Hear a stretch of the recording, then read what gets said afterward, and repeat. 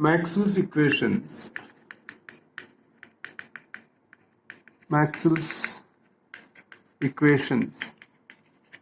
are a set of four equations which can be used to explain any electromagnetic phenomenon. To arrive at these four equations, let us begin with the Ampere's law. Let's begin with the Ampere's law. Now we know that, let's say there is a loop like this and there is a magnetic field in this region, and we know that as per the Ampere's law, if you integrate the magnetic field over this closed loop, you will get the current enclosed by this loop. And using the current density, we can express this current enclosed as equal to J, that is the current density, integrated over a surface, and the surface is the surface enclosed by this closed loop, and the ds is chosen in this direction. The differential area vector is chosen in this direction. So J, if you integrate over this surface, you will get the current enclosed by this surface, which is in turn defined by this closed loop. And on the left hand side, we have the magnetic field in this region being integrated over this closed loop. Now, using Stokes' theorem, we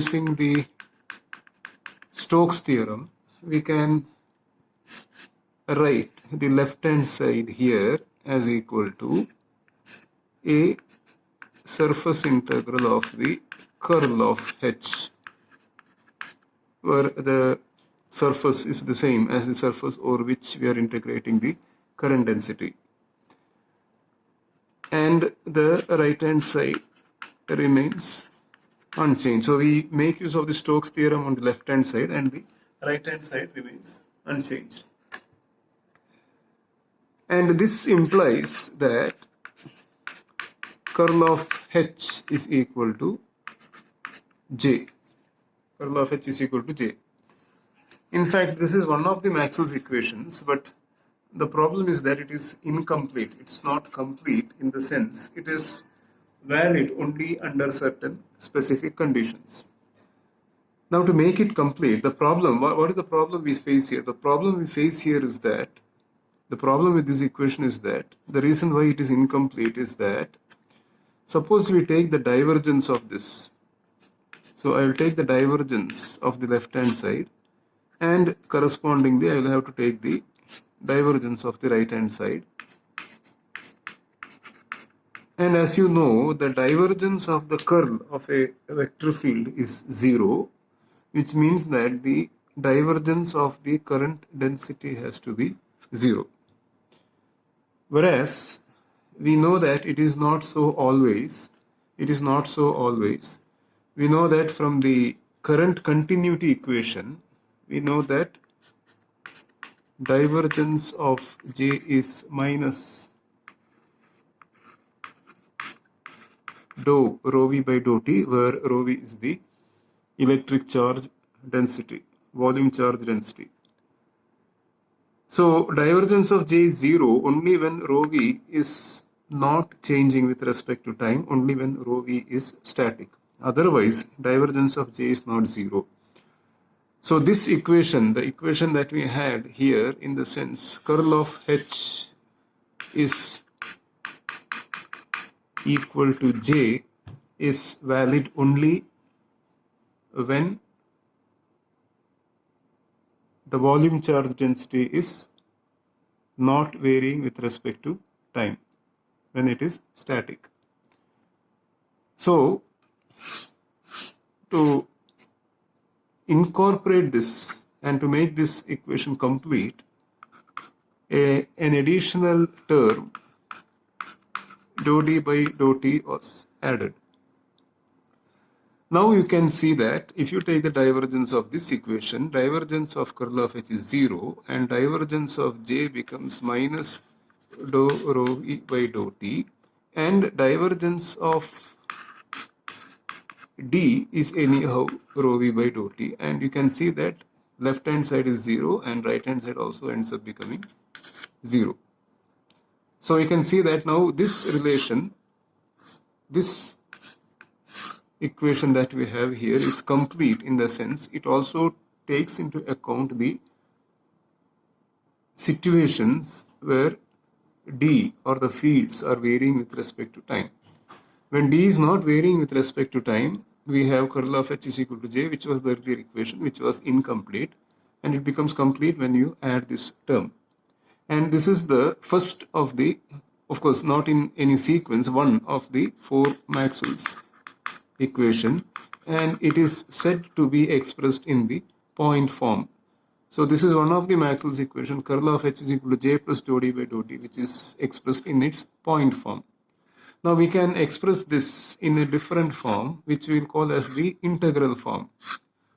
All that we do is we perform a line integral, a surface integral of the left hand side. We perform a surface, as we have it here, we perform a surface integral of the left hand side over this surface, and by virtue, so you will end up getting this on the left hand side. By virtue of the Stokes theorem, we can write it like this on the left hand side, where the surface is this, I reiterate, and the closed loop is this. So when I take the surface integral of this over this surface by virtue of Stokes theorem, the left hand side becomes this, and the right hand side will be surface integral, where this surface is this and this loop is the one which encloses this surface, plus again the surface is this. So this is the Maxwell's equation in integral form. This is the Maxwell's equation in integral form. This is in integral form, and this is in the point form. And of course you know that this surface integral gives you the current enclosed, and this surface integral, if you surface integrate the electric flux density, you will get the electric flux crossing the surface. So I will not wipe it and write it here. You can also express this as the electric flux, and you can express this as the current enclosed. So we have arrived at one of the 4 Maxwell's equations.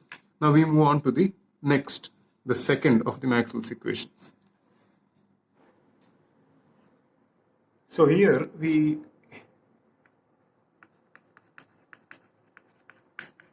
take a look at the Faraday's law. So again, if you consider a loop like this, a closed loop like this, and in a region where there is an electric field, the Faraday's law says that a closed loop integral of electric field, for example, if you integrate the electric field over this closed loop, the result will be negative time derivative of the magnetic flux, and this magnetic flux, the negative time derivative of magnetic flux, can be expressed as a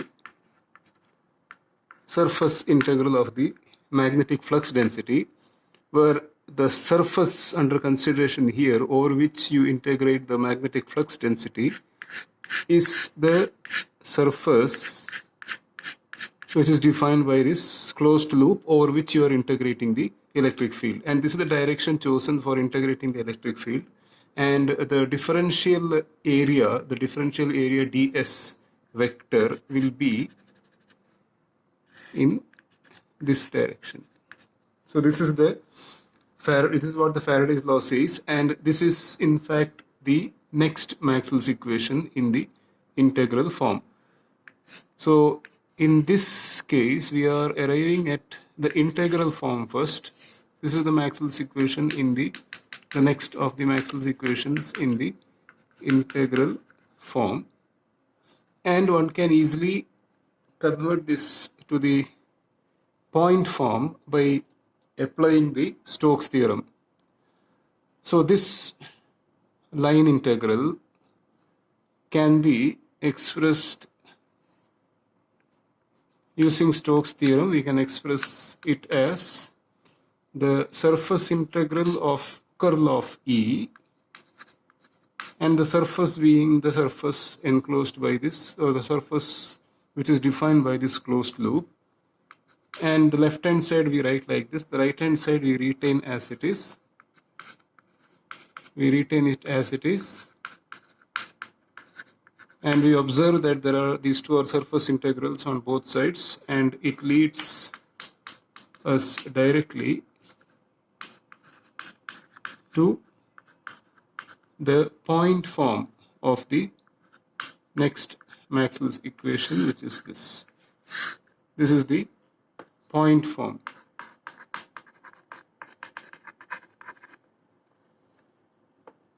Now the remaining two Maxwell's equations, again one can see that if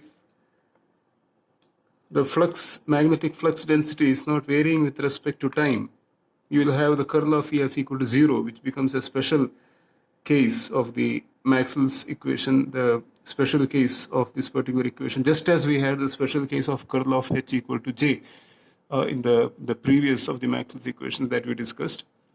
And when you have time varying flux density, time varying electric flux density there, you end up getting curl of H is equal to J plus dou D by dou T. Similarly, you have curl of E as equal to minus dou by dou T of the magnetic flux density. Now the remaining two Maxwell's equations are fairly straightforward, at least to express them. For the next one, we make use of the divergence theorem, and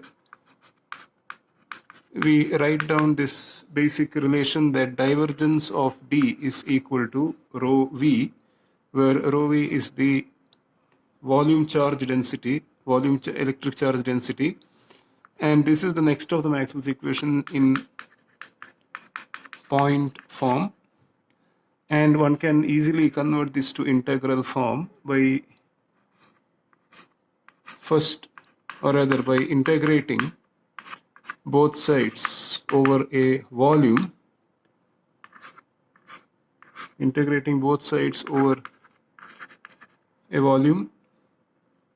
and making use of the divergence theorem here.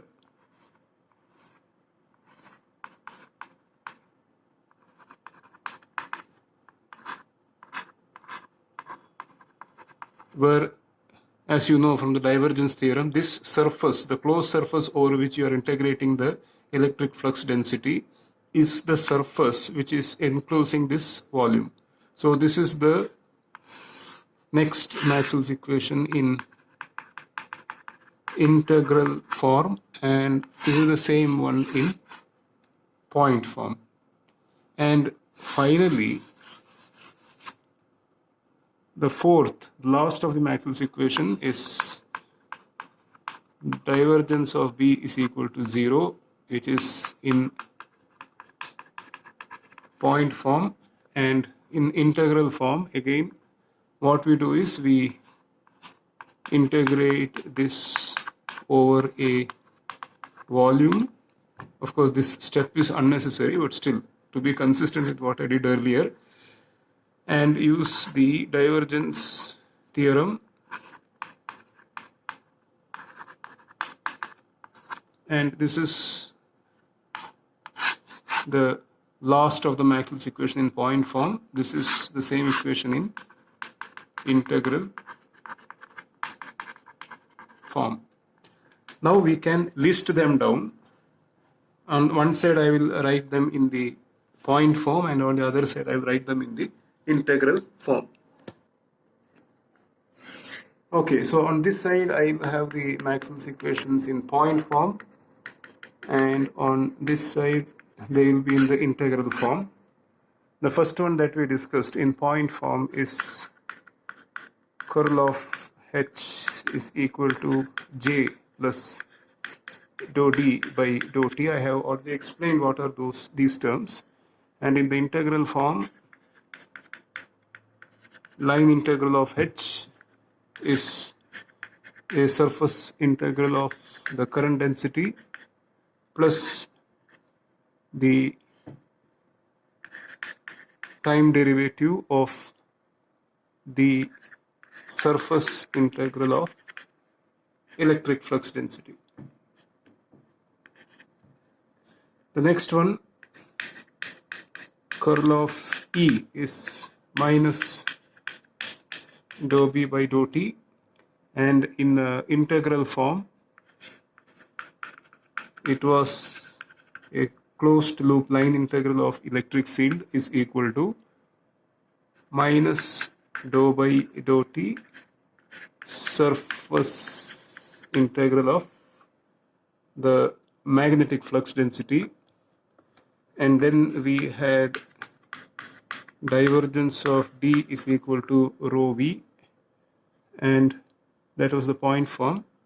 And over here we had surface integral of D is equal to volume integral of rho V, and finally divergence of B equal to 0, surface integral of B is equal to 0. The surface integral of B over any closed surface is equal to 0. So, of course, this is also a closed integral. So as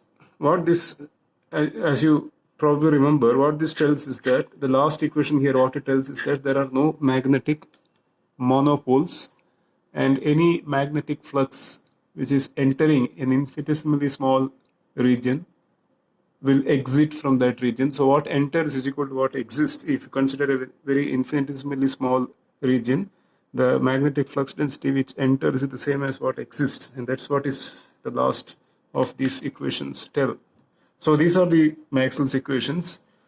Now we will take an example, and we will try to apply this, and through that example we will introduce ourselves to uniform plane waves. So the example that we are going to consider is this. This is the example that we are going to consider. We are given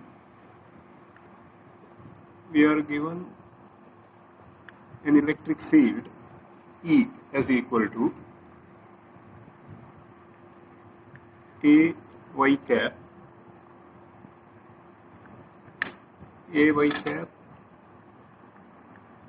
E naught cos omega t minus beta z, where beta is a real number, and for the time being we'll assume that beta is a positive real number, and this field is there in free space. The field exists in free space. This field exists in free space. Now what we have to do is we have to find out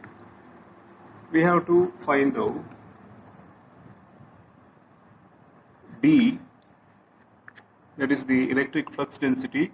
We have to find out D. We have to find out B and H, and it's all in free space where there are no free charges. And after finding out the electric flux density D, B, the magnetic flux density B, and the magnetic field H, we have to show that E and H, what we are about to find out, E and H constitute a wave. This constitutes a wave which is propagating in the z direction. We have to show that it is actually the given electric field and the magnetic field that we are about to find out constitute a field which is propagating in the z direction. So this is the statement of the problem. So let us write down expression for D straight away because it's very easy. It is free space and we know that D is equal to epsilon naught E, and that becomes Ay cap epsilon naught E naught cos omega t minus beta z. So D is determined. Now to find out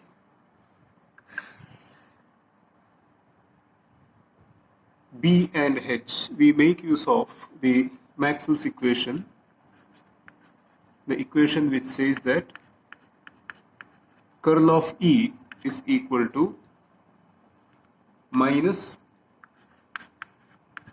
dou B by dou T. So we make use of this equation to find out what is the B vector and the H vector.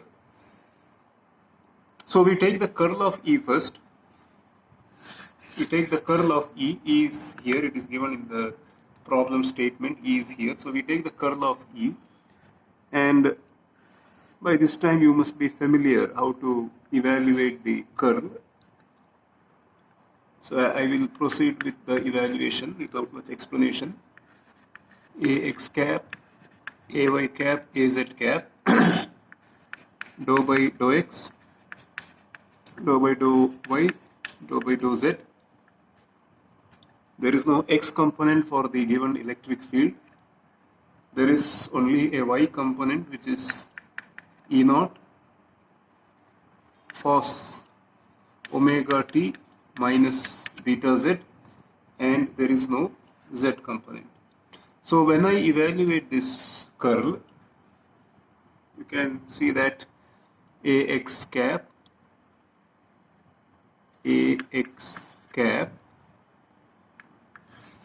dou by dou y of 0, that is anyhow 0, minus dou by dou z of E naught cos omega t minus beta z.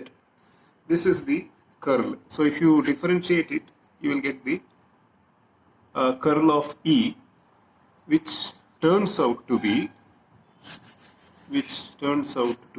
so this turns out to be, so I'll write, instead of crossing over because I don't have space, I'll write it here. So this relation, this turns out to be minus Ax cap E naught beta sine omega t minus beta z. So this turns out to be this, which you can verify.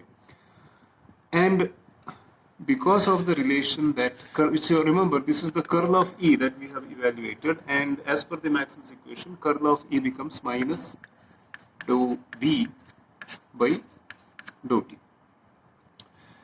And this tells us that B, which is a very simple thing to arrive at from this, B is equal to Ax cap E naught beta, Ax cap E naught beta by omega cos omega t minus beta z with a negative sign here.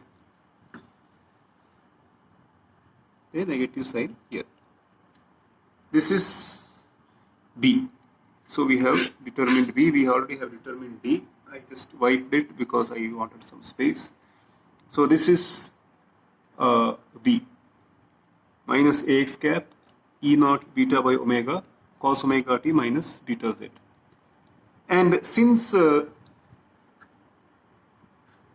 B is equal to mu naught into H, remember it's free space, so mu is equal to mu naught. Since B is equal to, the vector B is equal to mu naught into vector H, we can write H as equal to minus AX cap E naught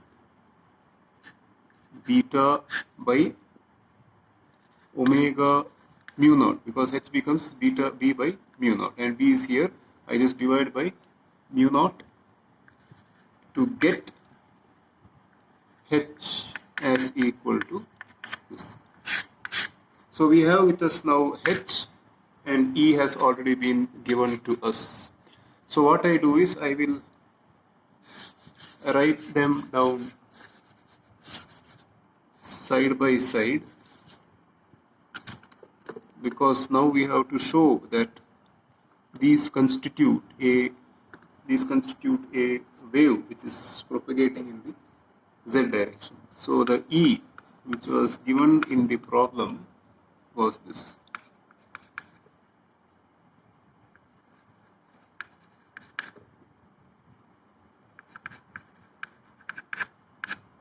Of course, A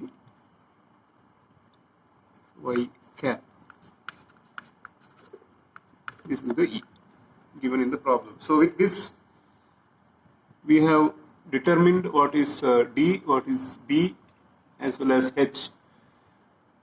Now we have to show that these constitute a wave propagating in the z direction. Now for that, we will have to first sketch these two fields. So once we sketch these two fields, remember that, and you can see easily that these two fields, these are functions of time as well as z. Z is a spatial coordinate. So these are functions of time and space. So we need to sketch them. We will sketch this first for two different instants of time, and we can show, that way we can show that this actually constitutes a wave which is propagating in the z direction. So let us move on to sketch these fields for two different instants of time very close to each other. So let us plot this now. So these are the fields we are going to plot. Now let us plot this first for time t is equal to 0. So we are going to plot this for a, so we will be plotting this as a function of the z coordinate, and we will take t as 0. So when you freeze time, it's actually like a snapshot. So what I am going to plot is basically a snapshot of this field at t is equal to 0. So let's plot it on a white sheet. So what I do is I will draw the axis maybe in this orientation. I will have the z-axis, and I have the z-axis here like this, and let's have the y-axis like this, and the x-axis. So x, y, and the z-axis. This is the origin, and we are plotting this field at t equal to 0. And you have the field expression here. So when I make t as 0, this becomes ay cap e naught cos minus beta z, which is the same as ay cap e naught cos beta z, because I am putting t as equal to 0. So when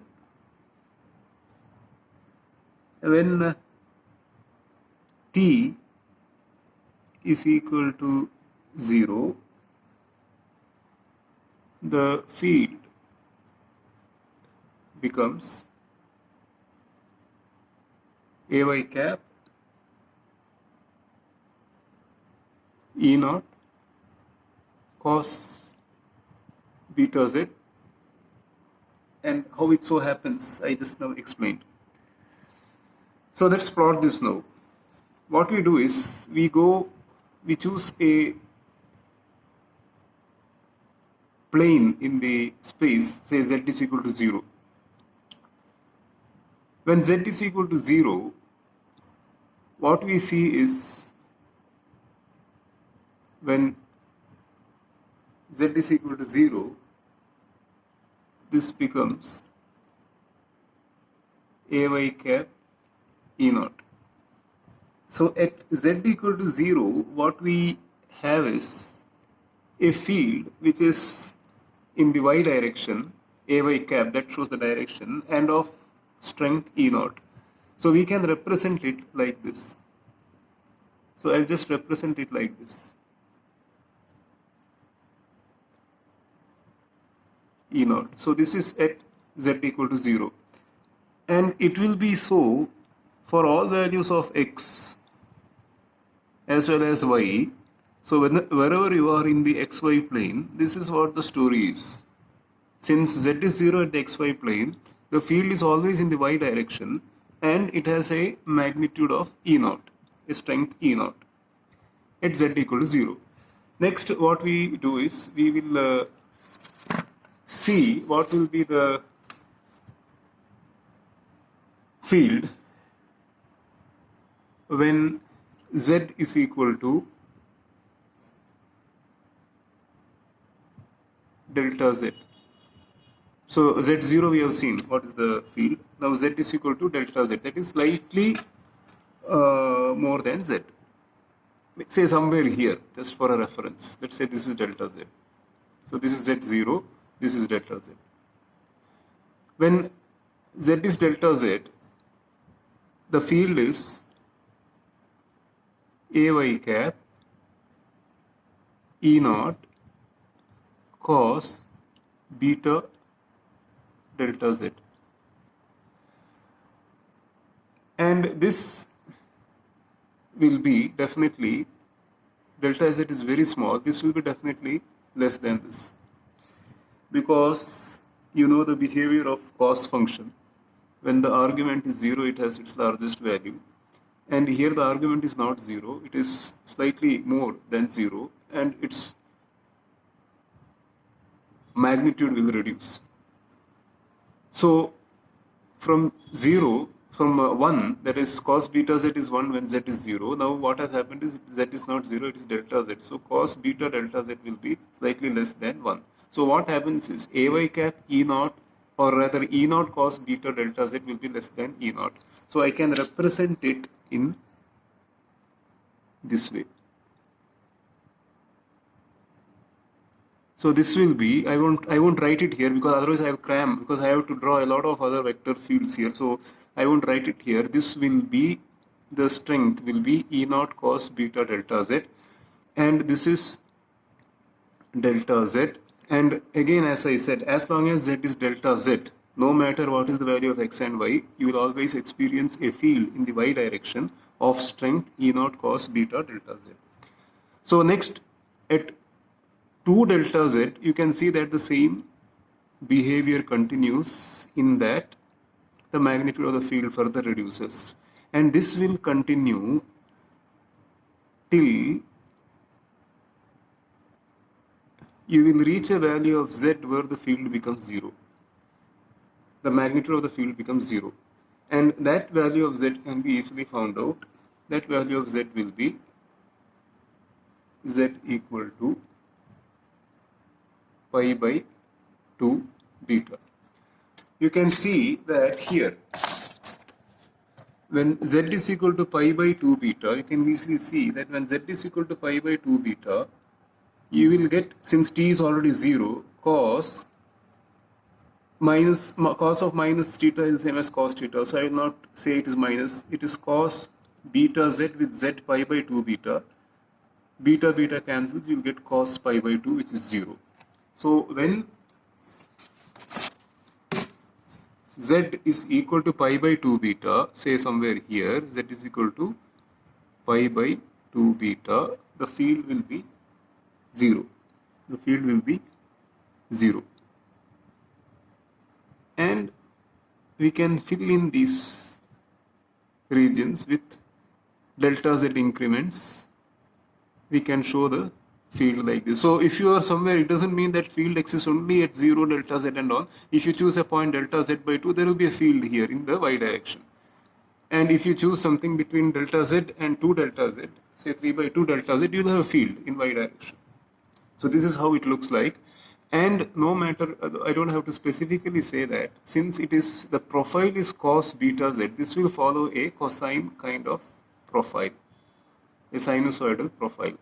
And once z crosses pi by 2 beta, what is going to happen is the direction of the field will change. So direction of the field will change, and you will have field like this. And then again, you can find out what will be this point, this value of z. You can find out what will be this value of z. I leave it as a simple, very simple exercise for you. And then it further rises, and it will reach the value of E naught again, and then this story will continue.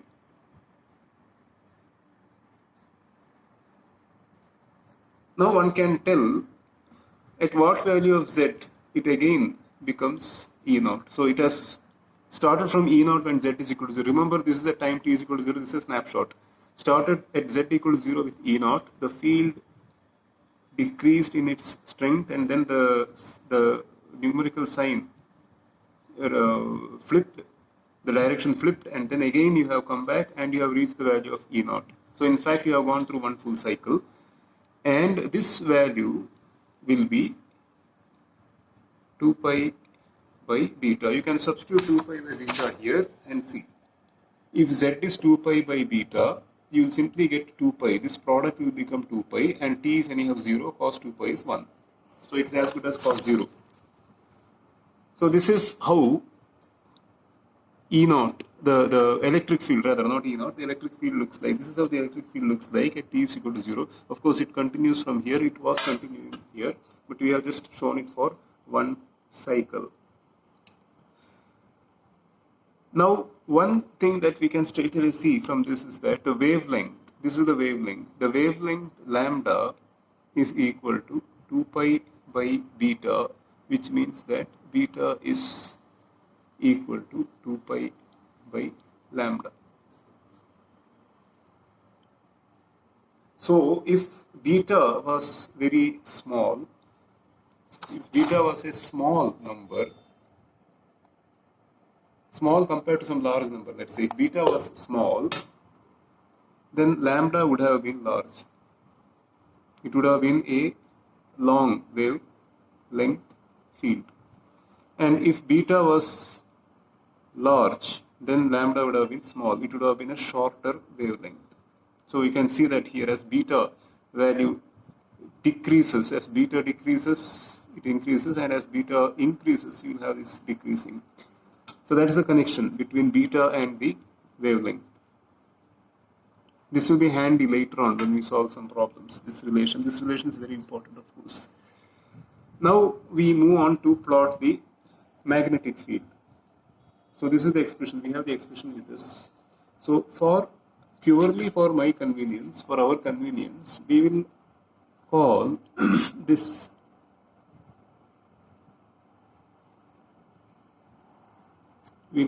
or maybe we will call this as H naught. So minus, I will rewrite minus AX cap H naught, where H naught is this E naught beta by omega mu naught cos omega t minus beta z. So it becomes easier now to plot. So we have, I will use a different shade now for the H field, the magnetic field. Remember, this is the electric field that I have plotted. So when I take the H field, H when t is equal to 0 becomes minus AX cap H naught cos beta z. You can put t as 0 here and you will get minus ax cap H naught cos minus beta z, which is the same as cos beta z. So when I plot this, most of it, in fact, everything is going to be the same. So I will not repeat the step by step, the procedure of plotting it step by step. The only difference that we are going to have is the direction. So when z is equal to 0, if you look at the electric field, when z was 0, the direction was ay cap. Whereas here, when z is 0, the direction is going to be minus ax cap. So it is, this being the x-axis, this being the x-axis, I wrote something here on that x. So I'll write it again. This is the x-axis. This being the x-axis, when z is 0, the field will be, H field will be minus ax cap H naught, and that will be that can be represented like this. H naught in minus ax cap direction. And no matter what is the value of x and y, as long as z is 0, H naught will be, or rather the magnetic field that you experience will be in the minus ax cap direction, and its strength will be H naught. And as I said, I don't have to repeat, you can see for yourself or plot for yourself and see that this is what is going to happen.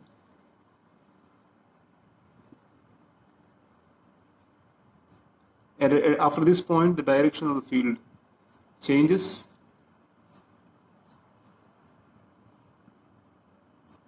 And then again the direction comes back to this, and you will end up with H naught here. That means you have gone through one full cycle of the field. So this is how the E and H fields look like if we plot them at t is equal to 0.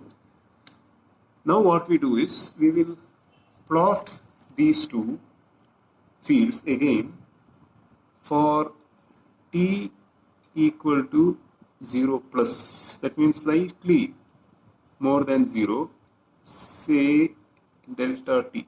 T is equal to delta t. That delta t is not a large difference from 0, slightly more than 0. So let us see what happens when we plot these two fields. At, instead of at t is equal to 0, we will plot at t is equal to delta t, where delta t is 0 plus.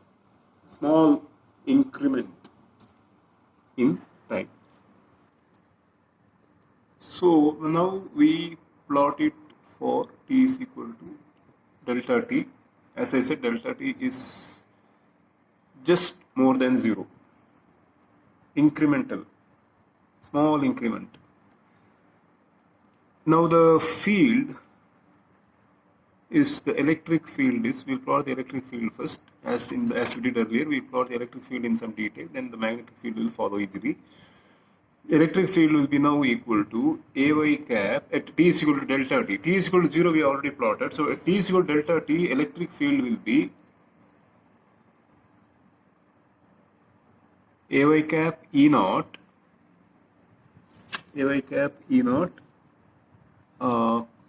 cos omega delta t minus beta z. Earlier t was 0, now t is delta t.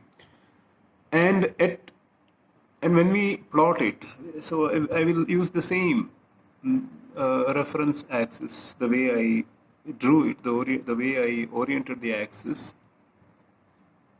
x, y and z, x, y and z.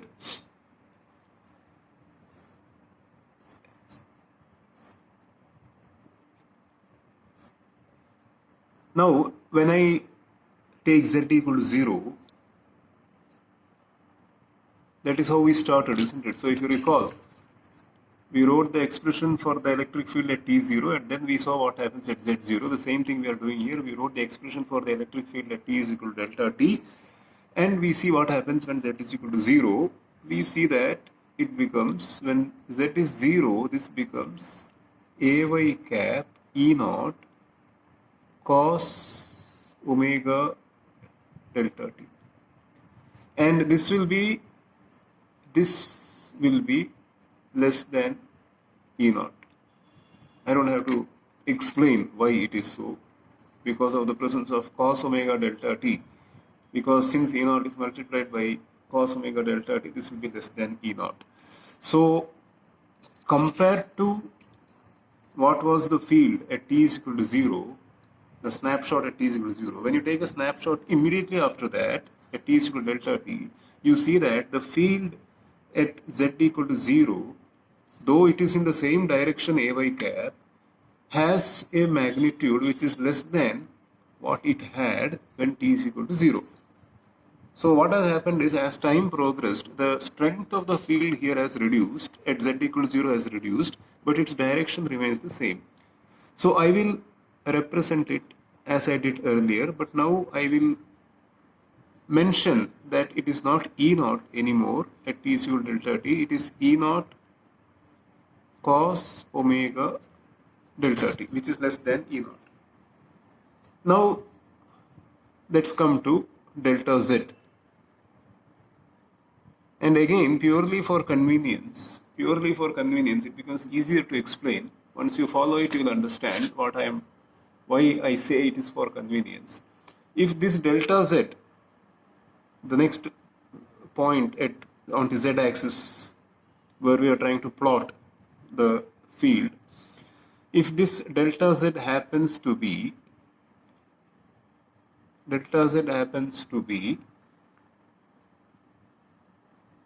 omega by beta delta t.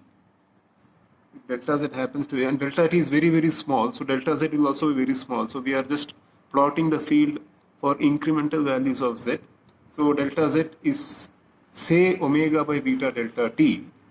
What happens to the field? So what happens to the field is, it becomes ay cap E naught cos, it must be like this, cos omega delta t minus beta delta z, and delta z is this, and this will be beta cancels, minus omega delta t, you will end up getting ay cap E naught. So we can see that while the field had a strength of E naught at z equal to 0, when t is equal to 0, when t is equal to delta t, the field, electric field, has that value E naught which it had earlier at t is equal to, which it had earlier at z equal to 0, now at z is equal to delta z, which happens to be omega by beta delta t. So the field here is now E naught, which means that I have to show it to be stronger than this. Compare this here, the field at delta z was weaker, though the direction was the same. It was E naught here and it was weaker here compared to that, whereas here it is E naught cos omega delta t at z0, but it is stronger here. It is actually equal to E naught. And once you reach E naught, you know that because of the periodic nature of the function involved here, this process will continue. So I can now show the field, the remaining part of the field, like this. I can complete the drawing like this.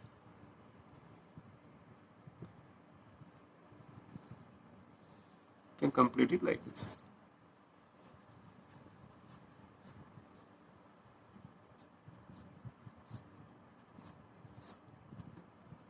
This is how it's going to look like. And we saw that it was E naught here. The next time it will reach E naught. The next time it's going to reach E naught. I'm sorry, I have just scribbled over here, but I think you have noted down those things. The next time you are going to have E naught, this value will be this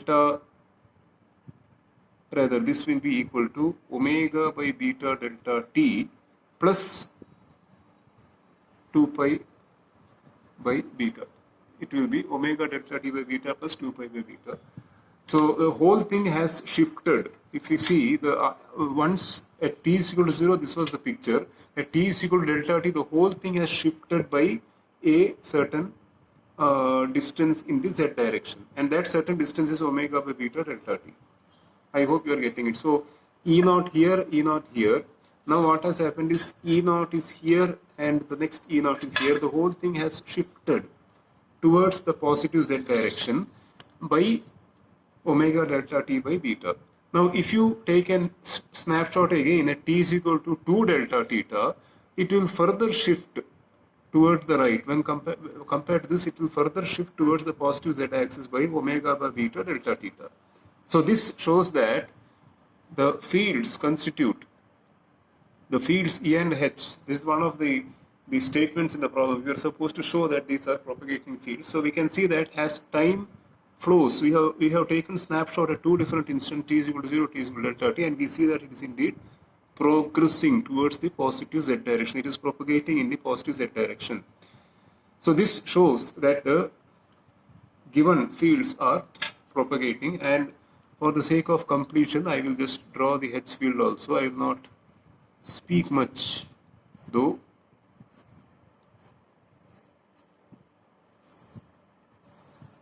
The H field will be like this.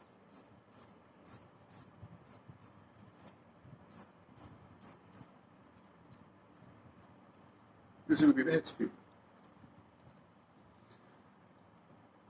So this shows that the field is propagating in the positive z direction, and I again leave this as a simple exercise so that you can work it out again. If beta was a negative number, I told in the beginning at the statement that beta is a positive real number. If beta were a negative real number, you can see that the field would have propagated in the negative z direction. I leave that as an exercise for you. You can draw like the way I drew it here. You can draw the field and see for yourself that if you compare two different time instants, t is equal to 0 and t is equal to delta t, you can see that the field is actually propagating in the negative z direction if beta were negative real number. And one important conclusion that we can straight away make here, a very important conclusion is that, very interesting also, at t is equal to 0, the field was here, and as t is equal to delta t, the field has advanced a certain distance delta z, which is equal to, the field has advanced a certain distance delta z, which is equal to omega by beta delta t. We saw that just now because E naught was on the xy plane when t is equal to 0. E naught has advanced. It is still on the xy plane, but it has advanced a distance delta z is equal to omega by beta delta t towards the z direction, which means that delta z by delta t, that is the distance the wave has advanced in the time delta t, is equal to omega by beta, and by definition the distance the wave has advanced in a short interval is the velocity, which means that the velocity with which the wave is propagating is given by omega by beta. And you can see you can confirm this easily by noting that omega by beta is the same as omega by 2 pi by lambda. I just showed you earlier that beta is 2 pi by lambda because lambda is the wavelength, and the relation between 2 pi by beta is equal to lambda gives beta is equal to lambda by 2 pi by lambda, and omega is 2 pi f, lambda by 2 pi. This gives us lambda into f, which is a very basic relation. It gives us the velocity. So this is one important inference which we can make straight away from these discussions, and we have successfully shown that the given fields indeed indicate a wave which is propagating in the positive z direction for beta real and positive. If beta were negative, then it would have been a wave propagating in the negative z direction. So we will discuss, there is more to discuss about, there is more to discuss on regarding these waves, and we will now move on to such discussions. We have this expression for H naught with us.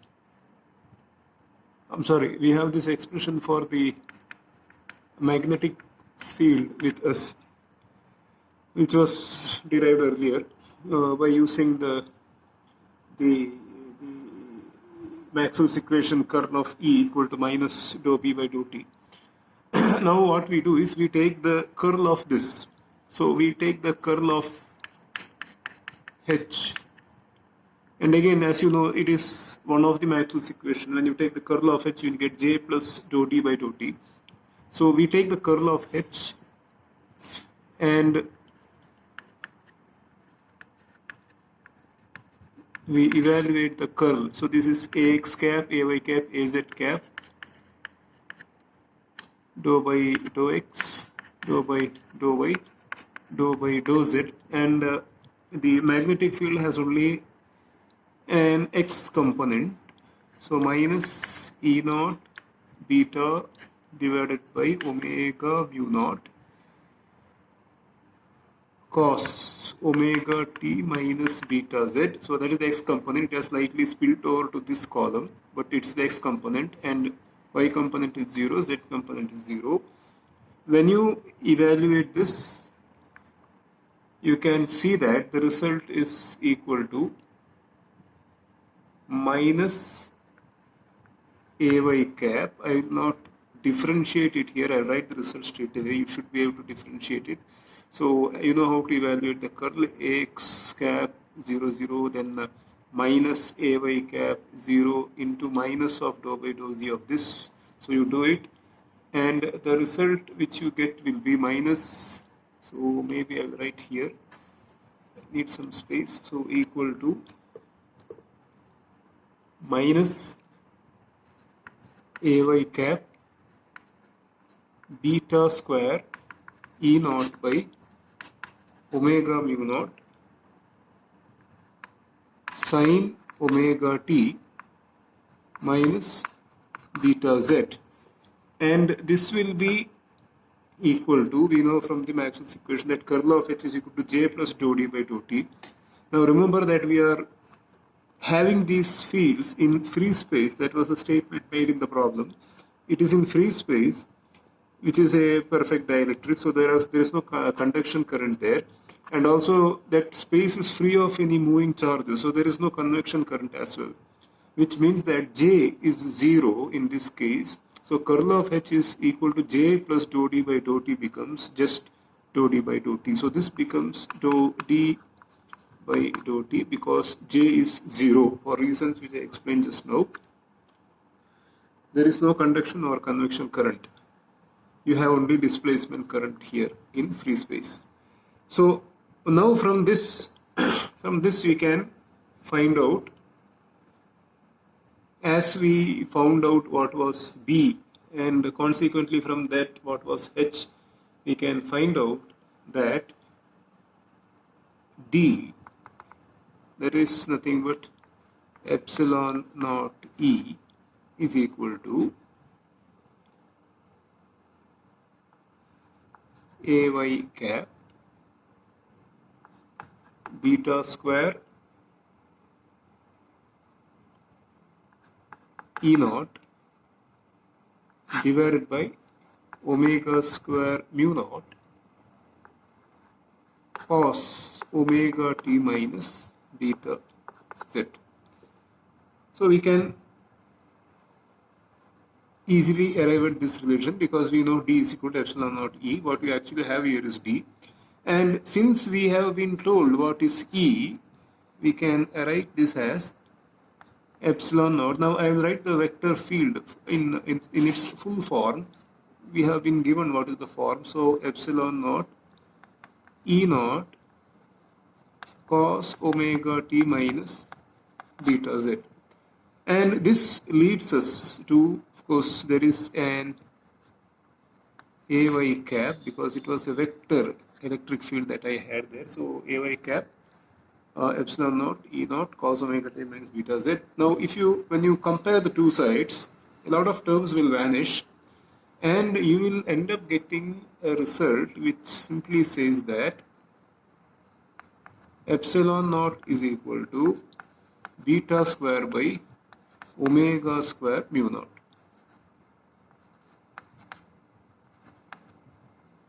You will get a result like this. Epsilon naught is equal to beta square by omega square mu naught. And this implies that beta is equal to, I'll take the positive square root, omega root of mu naught epsilon naught. That's what beta is. And we saw a short while ago that beta by omega, or rather, to keep things easier, omega by beta was the velocity with which the wave was propagating, or the wave was moving in the positive z direction. Now, if I substitute the beta here, of course, I can straight away write what is omega by beta. From this, I can straight away write what is omega by beta. It is nothing but 1 by square root of mu naught epsilon naught. And if you substitute the value, again, I leave this as a very simple exercise. If you substitute the value of mu naught and epsilon naught here and find out what this number turns out to be, that number turns out to be equal to c, the velocity of light in free space. And we know that electromagnetic waves propagate in free space with a velocity equal to c, which is 3 into, of course, roughly 3 into 10 power 8 meters per second. So that you determine. You can substitute for mu naught 4 pi into 10 power minus 7 and epsilon naught, and you can calculate this. You will see that you end up getting the value of c. So velocity is equal to the velocity of light, because electromagnetic waves propagate in free space with a velocity equal to c. Further, one more thing before we wind it up. We note that since h naught is equal to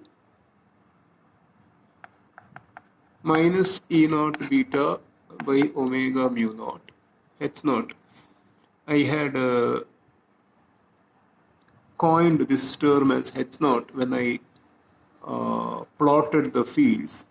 So the term h naught here becomes the strength of the magnetic field. Of course, it has a fluctuating part here, a time dependent as well as a spatially dependent. But if you speak only about the magnitude of the magnetic field, then it is E naught beta by omega mu naught, only the magnitude. The minus E naught is only a phase term. So the magnitude of the magnetic field is E naught beta by omega mu naught, and which means that the ratio of the magnitudes E naught by h naught is equal to omega mu naught by beta, which you can easily verify. So omega mu naught by beta, and this is equal to, now omega by beta we saw a short while ago. Just now we saw that omega by beta is the velocity which turned out to be 1 by root mu naught epsilon naught. Omega by beta was 1 by root mu naught epsilon naught, and mu naught is here as it is. This turns out to be square root of mu naught by epsilon naught. Again, if you substitute the values for mu naught and epsilon naught and find out what this number is, you will see that it is approximately equal to 120 pi, or approximately 377. And this actually has a unit, because electric field unit is volt per meter, and here the unit is amperes per meter. So E naught by H naught will have the impedance, will have the unit of impedance. So this is actually 377 ohm or 125 ohm. And this has some significance. So we will assign a special symbol to this, the Greek symbol eta, the Greek letter eta. And this is now, by definition, the intrinsic impedance of the wave, in free space. That is what it is. So that is intrinsic impedance of the wave in free space, which is equal to 125 ohms or 377 ohms. So next time you see this symbol eta, you have to remember that we are talking about the intrinsic impedance of the wave in free space, unless otherwise it has some subscript or it is already mentioned to be something else in the discussion. Now, before we finally end the discussion, we have to understand rather that the type of wave that we encountered in this example. So if I just draw that again, a rough sketch, I had drawn it in some detail earlier. So if I draw that again, a rough sketch. So I will draw only the electric field here. So what we encountered was a wave which was propagating in the z direction and which had its field like this.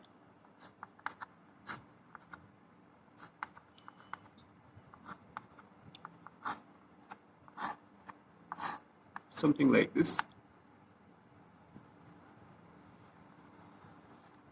Propagating in this direction, and I told you the connection between the direction and the numerical sign of beta. So this was the type of wave that we discussed in this example. This was the electric field and the associated magnetic field was like this. Now these type of waves are called as uniform plane waves. These are called as uniform plane waves, and the reason why they are called so is that you have planes of uniform field. You have planes of uniform field which are propagating in a particular direction in the form of a wave. So if you decide to choose a particular value of z, let's say z dash, somewhere here, z dash. Now, as I said in somewhere in the beginning of this video, when you choose z as equal to z dash, you are on the xy plane, but your z coordinate is z dash. So you are basically on the xy plane, and on the xy plane, as I said, the electric field is the same. The electric field is the same. Of course, you have frozen time now. The electric field is the same. It is uniform. It is in this direction throughout on this plane for z is equal to z dash. It is in this direction, and its strength is some fixed value throughout the xy plane as long as z is z dash. So that's what we mean by uniform, the planes of uniform field. Whereas if it was z equal to 0 that you had chosen, and again you are on the xy plane with z as equal to 0, and